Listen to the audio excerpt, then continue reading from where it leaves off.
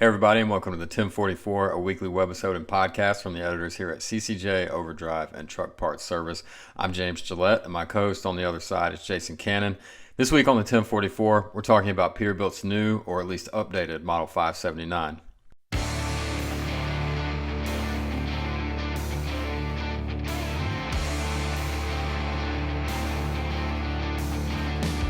We're barely 2 full months into 2021, and Peterbilt has already announced updates to 3 of its models. For reference, you can spec 14 different models on Peterbilt's website, and 3 of them are electric. Peterbilt just last week announced its vocational model 567 and 520 trucks are getting a more user-friendly update, but the big splash of this renewed lineup is its on-highway flagship model 579. The new 579 gets a 7% fuel economy improvement over prior generation models. Some of that's enabled by gains from the MX-11 and the MX-13 engines. The rest comes from an aggressive aerodynamic makeover. Peterbilt General Manager Jason Skoog said the new 579 is the most aerodynamic and fuel-efficient Peterbilt model built to date. Yeah, well, you say aggressive. We use the term bold quite a bit during the reveal, and we just felt like there was a big opportunity to really once we really started designing here was to take that aerodynamics to that next level to deliver that that fuel economy enhancement. And I think that the part in the program that really resonated with a lot of people that I've heard afterwards was watching the current Model 579 sort of change shape or morph, if you call it, from the current to the new. And you really see the hood come down, you see the hood get narrow.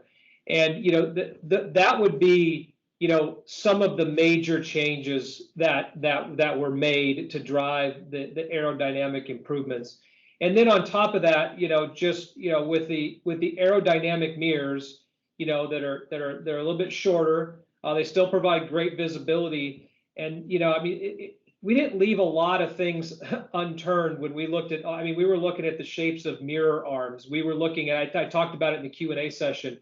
The dam below the bumper that's optional, but that drives fuel economy. We just tortured ourselves over the size of it because we wanted to be as aerodynamic as possible. We wanted to be functional for our customers at the same time. And so it's really, when you think about aerodynamics as a truck, you can't just change one thing and hope that that's going to have an impact on aerodynamics. You have to look at aerodynamics as a system. And about that MX improvement? Well, we're going to see a 2% fuel economy improvement in the MX-13. In the MX-11, we're going to see 2.5% fuel economy improvement. On the technology side, the truck also features an advanced driver assistance system with integrated camera and radar technology that enables the collision mitigation system and lane keep assist. Jason noted that the company debated lane centering versus lane keeping and opted for lane keeping. We had some debates over the right direction to go, and we felt that lane keep is lane centering is constant, right? Never stops. And lane keep we felt was less intrusive, if you will, to the driver, and it's only gonna nudge you back if you're kind of veering off. But if you're kind of just if you're on one side of the lane or the other side of the lane, it's going to leave you alone.